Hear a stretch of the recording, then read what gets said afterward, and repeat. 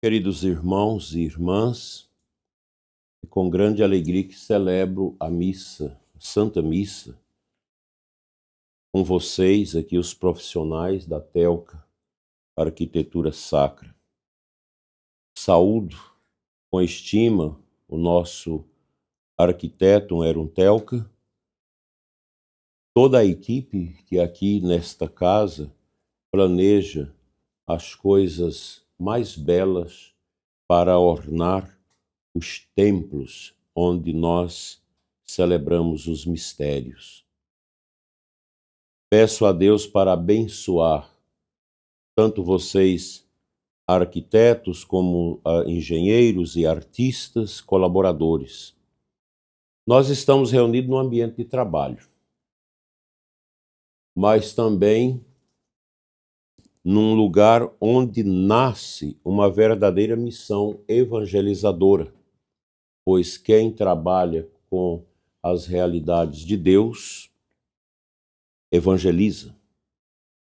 Afinal, quem projeta uma igreja não desenha apenas paredes, ajuda a construir um espaço onde Deus será adorado, onde crianças serão batizadas, jovens receberão a crisma, casais celebrarão o matrimônio, sacerdotes oferecerão diariamente o santo sacrifício da missa e incontáveis fiéis encontrarão Cristo na divina Eucaristia.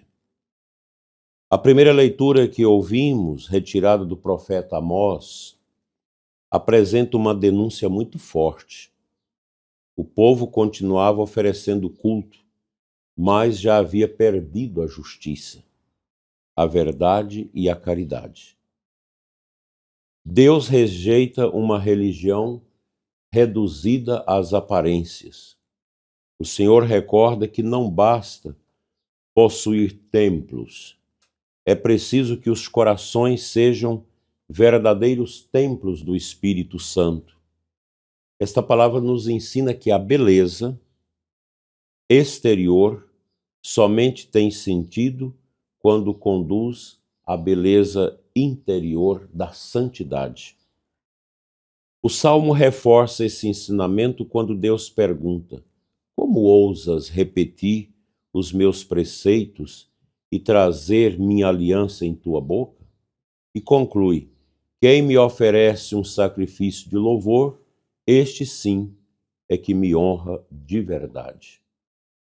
A verdadeira liturgia nasce da união entre o culto que nós celebramos e o nosso modo de viver, o nosso jeito de agir dentro da sociedade, dentro do mundo cultural onde nós navegamos no dia a dia.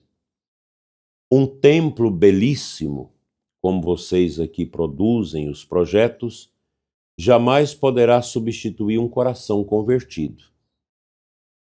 Mas um templo verdadeiramente sagrado ajuda profundamente o coração humano a converter-se e a elevar-se até Deus. No Santo Evangelho, Jesus dirige um chamado radical: segue-me. Antes de construir igrejas de pedra, Cristo quer construir discípulos. Toda a arquitetura sacra existe para favorecer este encontro pessoal com Jesus. Uma igreja verdadeiramente católica deve conduzir naturalmente ao silêncio, à contemplação, à adoração e à oração. Quando alguém entra num templo, precisa perceber imediatamente que ali Deus habita de modo especial. Eu creio que neste trabalho de vocês têm sentido um certo sofrimento de ver a qualidade com que foi feito muitos templos na nossa região que realmente não expressam a sacralidade, beleza, não representa o céu. Não ajuda você a contemplar aquilo que Deus quer que nós contemplemos a partir dos nossos templos. Por que isso? Por causa da deteriorização da própria antropologia, do modo de compreender o ser humano. Esse vazio dos últimos 70 anos invadiu o Ocidente, invadiu também o mundo da igreja. Ele retrata corações frios, corações gélidos, corações vazios, corações relativistas, corações desencantados com o sagrado. Corações que foram se afeiçoando àquela mentalidade herética do pelagianismo, fazer por fazer. Algo profundamente exterior que não foi capaz de contar com aquilo que Deus colocou no nosso interior, que é a sua imagem e a sua semelhança. Por isso, o ser humano foi se tornando também feio na sua maneira de relacionar com Deus, na sua maneira de produzir o simbólico, e já não é capaz de cambiar o homem daqui para o multiverso da espiritualidade. Por isso os templos feios, incapazes de comunicar a beleza. E vocês olham para esses templos estranhos, desconfigurados, vazios, sem métrica, sem simetria, sem arcos, sem beleza, sem harmonia. E Deus vai dando a inspiração, porque o arquiteto cristão, ele tem esta facilidade, dentro da sua sensibilidade, que é uma arte, de contemplar as moções, o que Deus quer, o que Deus deseja que eu projete. E aí entra a beleza daquilo que a tradição foi plasmando no coração da igreja nos últimos 2000 anos. Porque a igreja sempre compreendeu essa missão feita e elaborada a partir da arte. O Concílio Vaticano II, na Constituição Sacrosanto Concílio sobre a liturgia, ensina que a igreja sempre considerou as belas artes entre as mais nobres atividades humanas, a fim de que a arte sacra deve orientar os homens para Deus e para a sua santa glória. Portanto, a arquitetura sacra, ela não é um luxo, nem simples estética. Ela faz parte da própria missão evangelizadora da igreja. Ela faz parte desta natureza ôntica da igreja, essa natureza metafísica, profunda, sobrenatural, que deve marcar a caminhada da igreja neste mundo.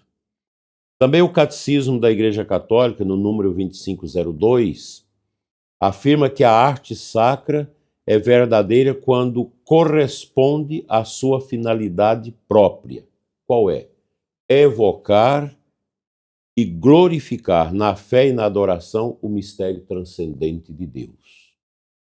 Um altar bem concebido, um presbitério harmonioso, um sacrário colocado com dignidade, uma boa iluminação, uma iconografia correta e uma arquitetura equilibrada, torna-se verdadeira catequese, silenciosa para o povo de Deus. O Papa Bento XVI recordava frequentemente que a beleza constitui um caminho privilegiado para chegar até Deus. Quantas pessoas começaram a sua conversão simplesmente entrando numa igreja? Nós tivemos, aquela oportunidade de viajar pelas igrejas mais belas da Itália, e a gente ficava absorto, com a arte, com a estética, com tudo aquilo que fala aqueles templos. Mesmo numa Europa paganizada, como nós estamos vendo, o que está ocorrendo? Jovens que olham para aquelas obras de arte prima, aquelas catedrais góticas extraordinárias, e eles perguntam: Por que isso? Como foi feito isso? Qual o significado de tudo isso? E como todos nós temos uma sede de eternidade dentro do nosso coração, Deus usa dessas obras para tocar-lhes a alma e muitos estão convertendo através da própria arte das nossas igrejas. Por isso que construir uma igreja que obedece esses princípios é fundamental para que nós possamos ajudar as pessoas a encontrar a beleza de Deus. Quantos reencontram a paz diante do Santíssimo Sacramento? Quantos descobriram sua vocação contemplando um crucifixo? Uma imagem da Beatíssima Virgem Maria ou um templo construído para elevar o olhar ao céu. A verdadeira beleza nunca termina em si mesma, porque a beleza conduz ao autor de toda beleza, que é Deus. Vocês já sabem muito isso, já estudaram muito isso. Mas nós podemos reportar a Santo Tomás de Aquino, grande mestre da Igreja da Alta Idade Média, que ensina que o belo possui 3 características importantes e fundamentais: a integridade, a proporção e a claridade. Está na Suma Teológica. Não é difícil perceber como esses princípios moldaram as grandes igrejas da tradição cristã. As antigas basílicas, as catedrais medievais, os mosteiros, as igrejas barrocas e tantas outras obras de arte, como o gótico, continua evangelizando até hoje, porque nasceram da fé e foram construídas para servir a liturgia. A liturgia que é o nosso culto de adoração, de louvor ao nosso Deus. E eu digo para vocês que nós estamos vivendo um tempo muito promissor. Depois de décadas em que muitos templos perderam parte da linguagem simbólica da tradição, cresce em toda a igreja um movimento de redescoberta da arquitetura sacra. Se vocês fizerem uma pesquisa no Google por igrejas feias, esquisitas no mundo, vocês vão ficar assustados, inclusive nos Estados Unidos, com as igrejas modernas horrorosas. A gente não sabe nunca, olhando a esmo, que aquilo seja um espaço para o sagrado. Isso é muito triste. Nós estamos vivendo essa redescoberta da centralidade do altar, da dignidade do presbitério, da beleza do sacrário, da iconografia cristã e da harmonia litúrgica. Não se trata de copiar o passado, mas de permanecer enraizados na grande tradição da Igreja, que sempre soube unir beleza, verdade e santidade. Com certeza vocês vão ter muitas dificuldades com muitos sacerdotes que, formados nos últimos 50, 60 anos, lhes foram negligenciada a atividade intelectual calcada sobre a verdadeira arte sacra. Aí você tem aqui no Brasil uma enorme gama de igrejas que realmente são pavorosas. Igrejas que não foram concebidas por arquitetos que rezam, arquitetos sacros. Igrejas que foram feitas por engenheiros ateus, maçônicos, comunistas, arquitetos que tentaram fazer obras que só revela a estrondosa e angustiante realidade do vazio, que calçam as almas contra os degraus da subida à beleza de Deus. É exatamente aqui que se insere o belo trabalho realizado pela Telca Arquitetura Sacra, aqui de Anápolis, que já também começa a fazer projetos para a nossa Diocese de Formosa. Cada projeto elaborado por esta equipe poderá servir durante muitas décadas, talvez séculos, motivando a atenção dos olhares para o alto. Quantas missas serão celebradas nesses templos que vocês estão projetando? Quantas crianças ali vão receber o novo nascimento pelo batismo? Quantos jovens serão crismados, adultos batizados, iniciados? Quantos casamentos serão celebrados? Quantas vocações nascerão do contemplar a beleza do templo? Quantas confissões devolverão a paz às almas que entrarem nesses lugares tão belos para receberem a absolvição de seus pecados? O arquiteto sacro também participa da missão evangelizadora da Igreja, porque prepara o espaço onde Deus continuará derramando sua graça sobre o seu povo. Porque a arquitetura sacra, ela está em confronto com o profano. O profano está lá, mas o ambiente sagrado está daqui. E qual foi a grande tentação dos últimos tempos da teologia da libertação? Trazer o profano para junto do sagrado. Não só na questão da arquitetura, mas também na questão até do culto, da liturgia e da Eucaristia. Espaços de multiuso, onde se fazia a dança da catira, os bailes, as festas regadas com alcoolismo e, no mesmo lugar, a celebração da Santa Missa. Isso não é de todo superado. Nós ainda temos muitos lugares que conservam esta realidade tão triste. O mundo contemporâneo precisa redescobrir o sentido do sagrado. Quando Deus desaparece do horizonte, também desaparece o verdadeiro sentido da beleza.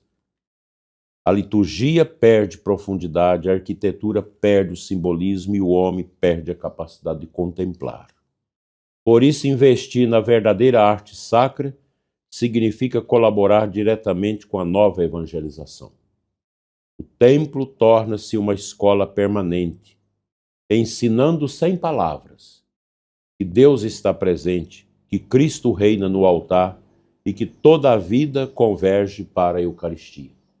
É uma beleza quando você tem um templo formidável que o catequista traz os catequizandos para dar uma catequese com o simbólico que está no templo, desde a subida ao templo, as escadas, o Salmo 121, a contemplação da abóbada, a contemplação da arte, das torres, dos vitrais e por aí segue.